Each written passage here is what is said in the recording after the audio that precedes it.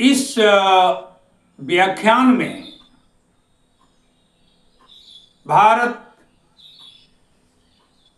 पाकिस्तान में युद्ध की होने की संभावना, दोनों देशों की सैन्य क्षमता, दोनों देश के बीच में युद्धों के इतिहास का वर्णन और परिणाम पर अपना लेक्चर देने जा रहा। 1947 में धर्म के नाम पर भारत के 3 टुकड़े हुए। 1947-48 में इंडिया और पाकिस्तान के युद्ध में कश्मीर को लेकर युद्ध हुआ, जिसको फर्स्ट वार ऑफ कश्मीर कहा जाता है। और पाकिस्तान की सेना और जो ट्राइबल लोग थे, उन्होंने आधे कश्मीर पर कब्जा कर लिया, जिसको पाकिस्तान ऑक्युपाइड कश्मीर कहा जाता है। क्योंकि हरि सिंह जो राजा थे, एग्रीमेंट के अनुसार पूरे कश्मीर का भारत संघ में विलय हुआ, जिसको कि पाकिस्तान ने स्वीकार नहीं किया। 1947-48 के युद्ध में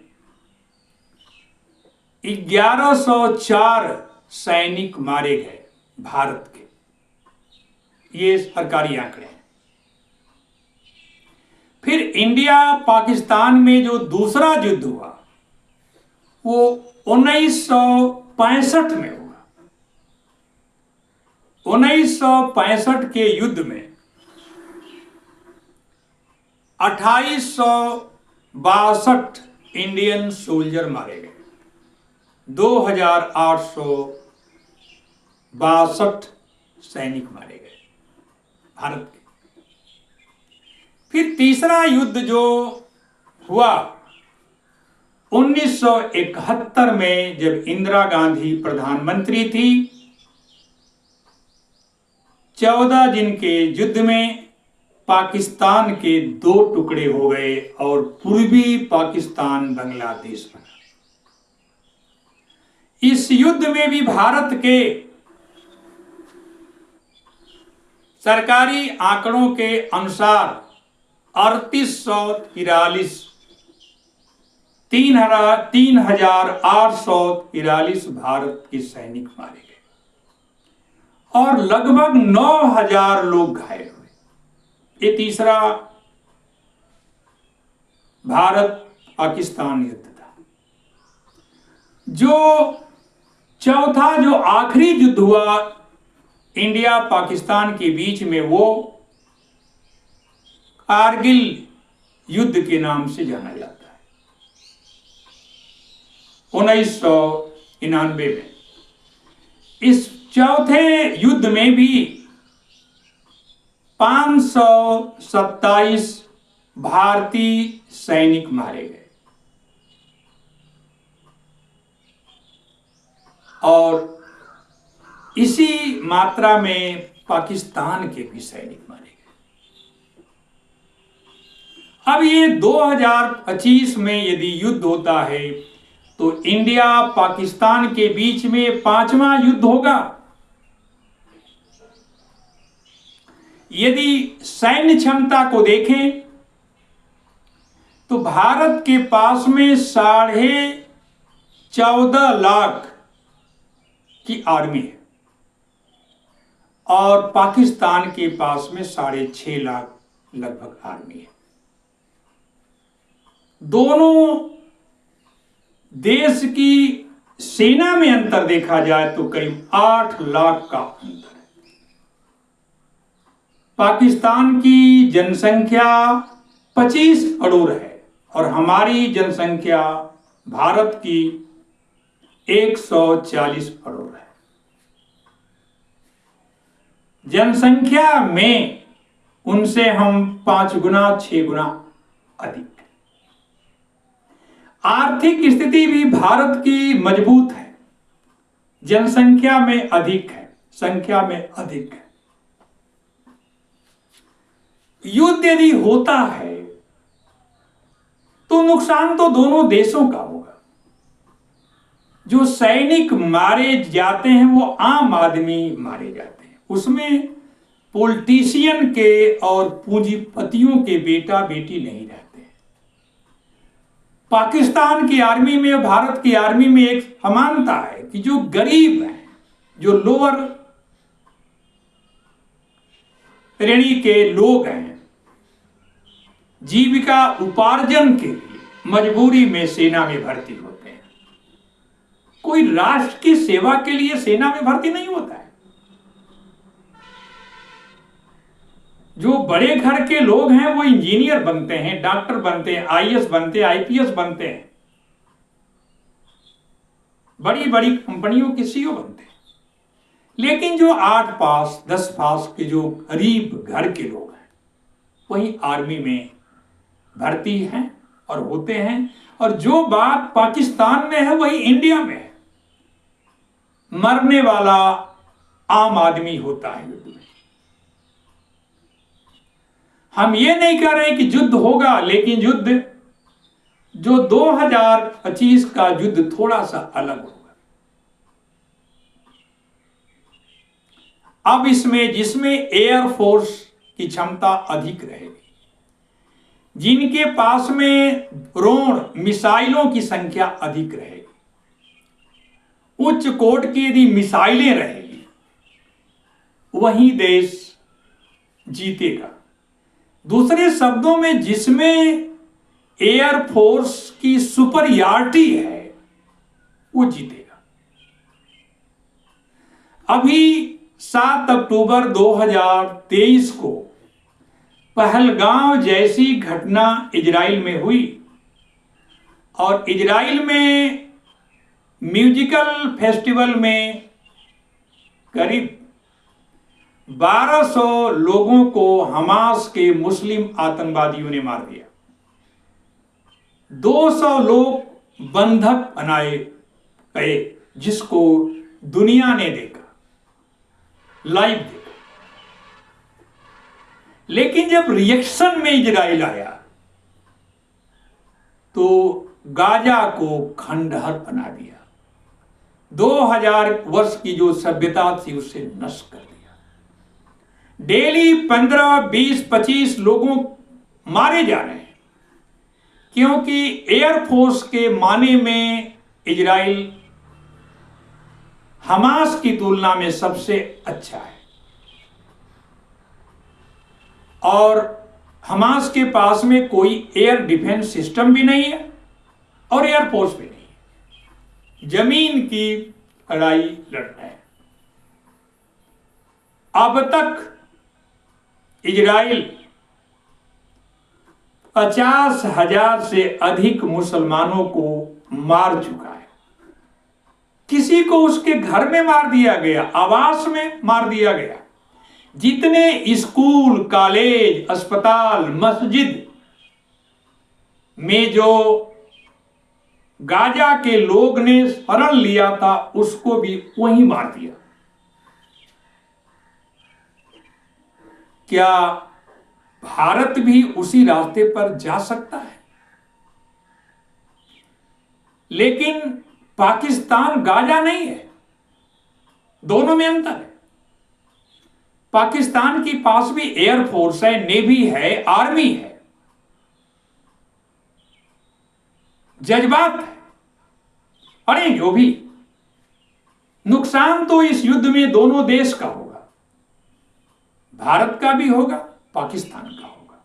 कौन हारेगा कौन जीतेगा ये कहना मुश्किल है।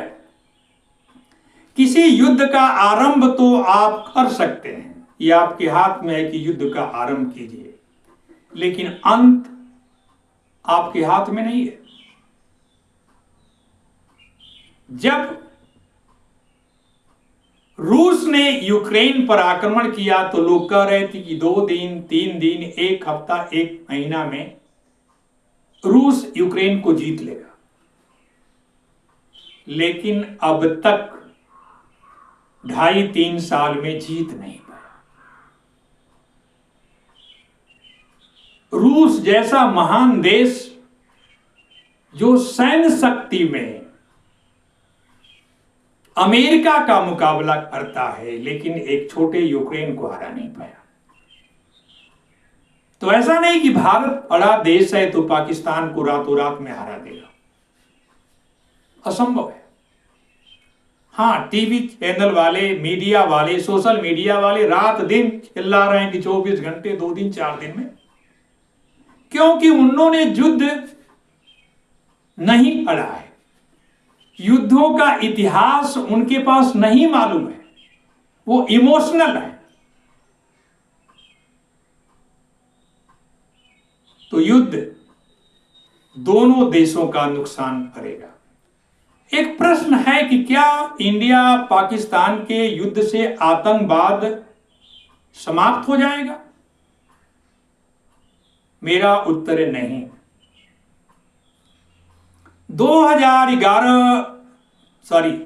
2001 में 9/11 की घटना अमेरिका में हुई। ओसामा बिन लादेन अफगानिस्तान में था, अल कायदा के लोग अफगानिस्तान में थे।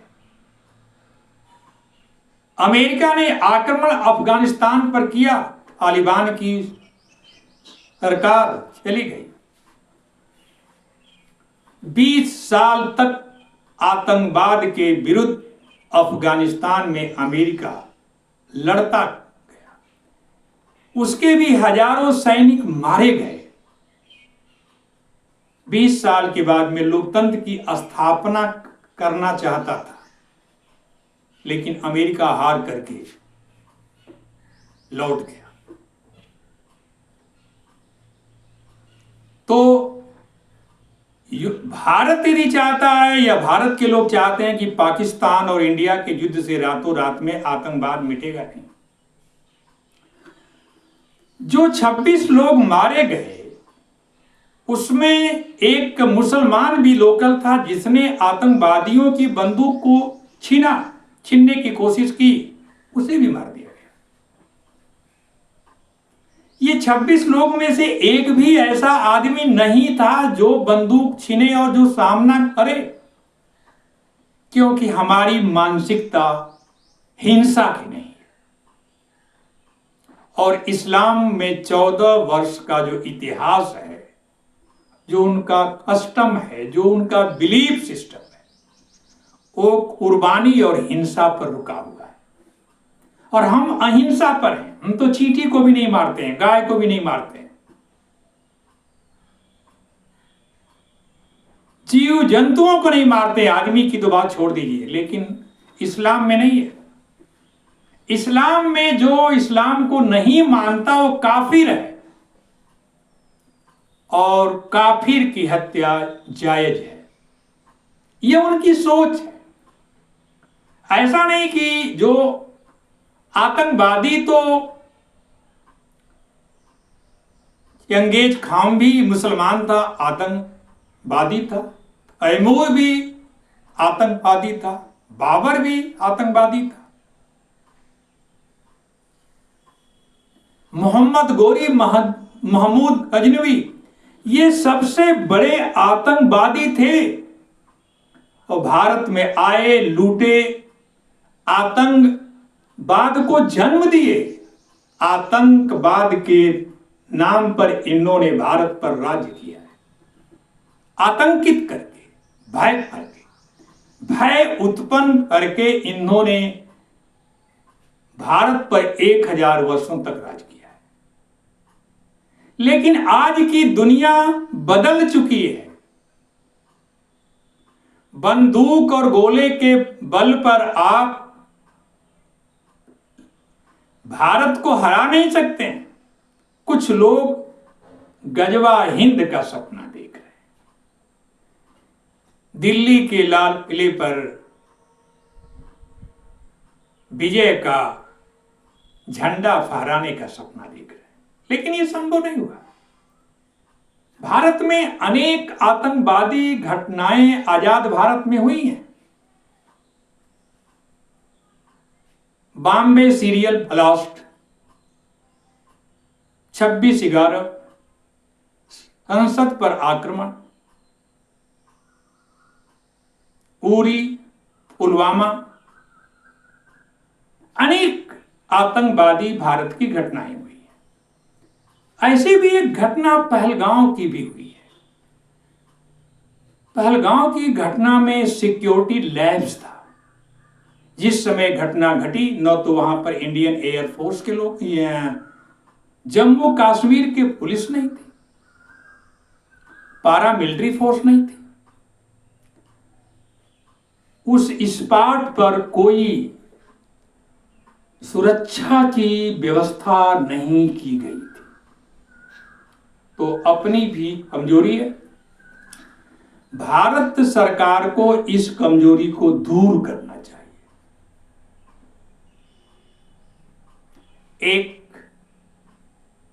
एक ऐसी युद्ध की संभावना है कि दोनों देश, इंडिया पाकिस्तान के पास में एटम बम है, न्यूक्लियर पावर है। अभी पिछले दिनों पाकिस्तान के रेल मंत्री ने कहा कि पाकिस्तान के पास 130 एटम बम है। एटम बम की धमकी दी जा रही है। और जब दो एटॉमिक देशों के युद्ध में युद्ध होगा तो कोई जीत नहीं पाएगा, कोई हार नहीं पाएगा। यदि हम मान लीजिए इस्लामाबाद को, लाहौर को जीत लेते हैं, और जब पाकिस्तान हारेगा तो एटम बम का यूज होगा। अहमदाबाद पर यूज हो सकता है, अमृतसर पर भी यूज होगा, बॉम्बे पर भी यूज होगा। चेन रिएक्शन में भारत भी कराची, लाहौर, इस्लामाबाद पर एटम बम का प्रयोग कर सकते हैं। एटॉमिक वार को जीता नहीं जा सकता है। जो हिरोशिमा नागासाकी में जो बम थे वो छोटे थे, उसका भी दुष्प्रभाव आज भी दिखाई देता है। रेडिएशन से रहने लायक वो जीव जंतु सैकड़ों वर्ष नहीं रहेंगे, लोग मर जाएंगे। जीतने के बाद कोई रहने लायक नहीं रहेगा। जो इन्वायरमेंट रहेगा वो रेडिएशन से विषाक्त हो जाएगा। और कोई भी मानव जात में नहीं चाहता है कि दुनिया में कहीं पर भी एटॉमिक वार हो, एटम बम का प्रयोग हो। अमेरिका ने 1945 में हिरोशिमा नागासाकी पर एटम बम का प्रयोग किया। तब से अब तक 70 वर्षों में कोई एटम बम का, 70-80 वर्षों में कभी एटम बम का प्रयोग नहीं हुआ। क्योंकि हम एटॉमिक वार जो अंतिम विकल्प है, सिर्फ किसी को नुकसान कर सकते हैं, जीत नहीं सकते हैं। यदि भारत एटॉमिक बम के द्वारा पाकिस्तान को नष्ट कर सकता है, लेकिन उस पर राज नहीं कर सकता, क्योंकि जो रेडिएशन पैदा होगी उसमें सैकड़ों वर्ष तक जीवन संभव नहीं है, वनस्पतियां संभव नहीं है। और चेन रिएक्शन में पाकिस्तान के द्वारा भी एटम बम का यूज होगा। तो ऐसा नहीं कि जो युद्ध होने वाला है इसका कोई बहुत रिजल्ट आएगा। आधुनिक युग में विजय पाना मुश्किल है। फिर बड़ी शक्तियां America, United nation, western country, चीन जैसे बड़े देश भी इस महायुद्ध में शामिल हो सकते हैं, डायरेक्ट या इनडायरेक्ट। तो युद्ध की संभावना है, इसका दूरगामी परिणाम पाकिस्तान भी भोगेगा और भारत के लोग भी भोगेंगे।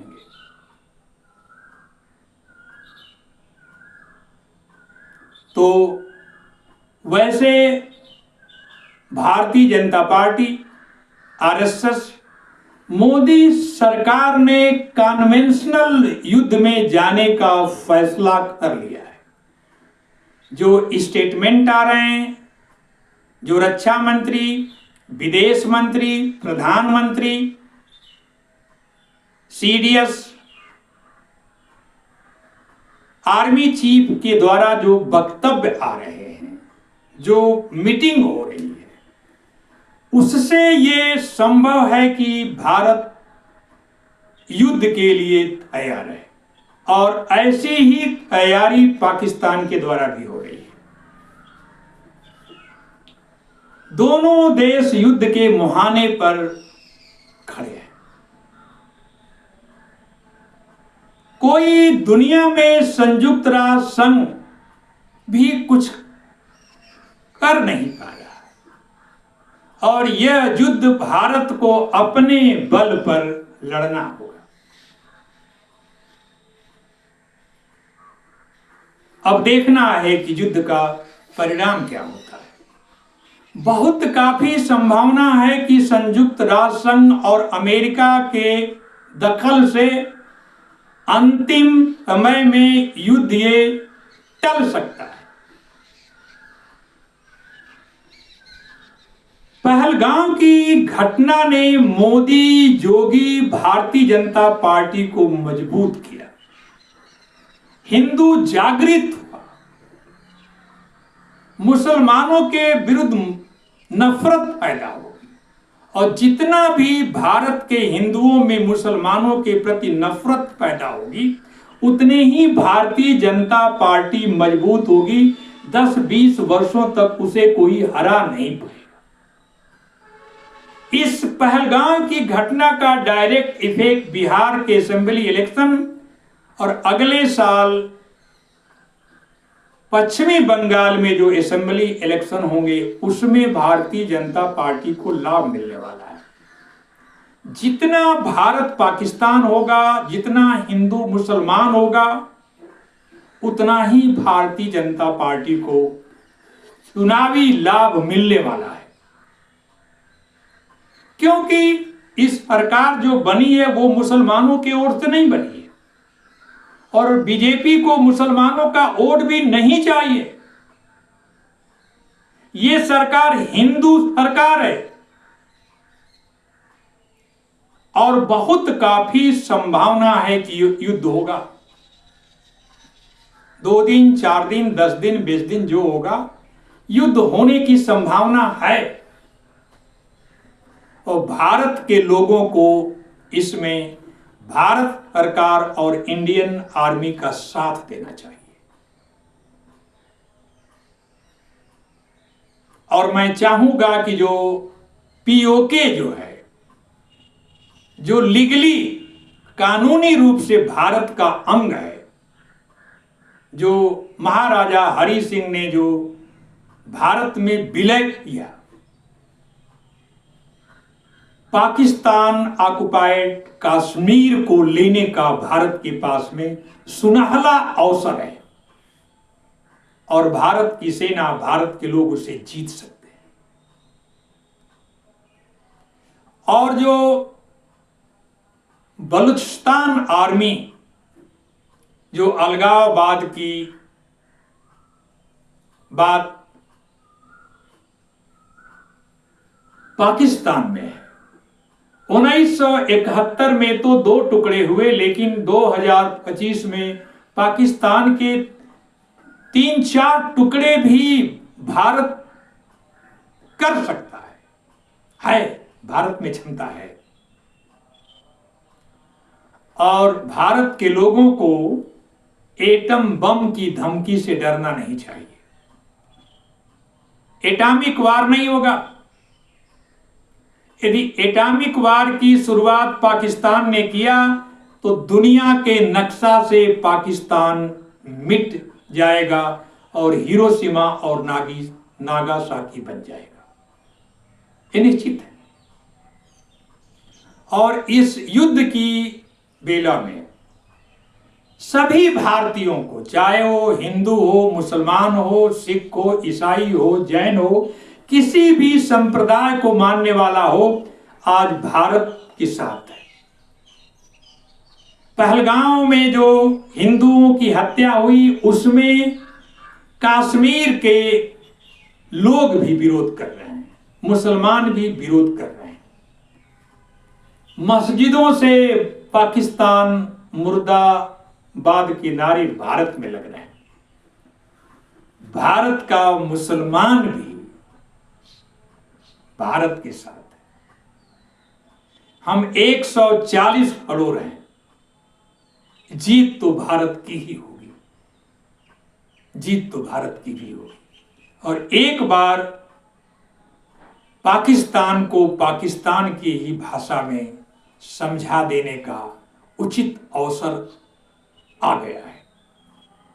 आप सभी लोगों को मेरी शुभकामनाएं। जय हिंद, जय भारत।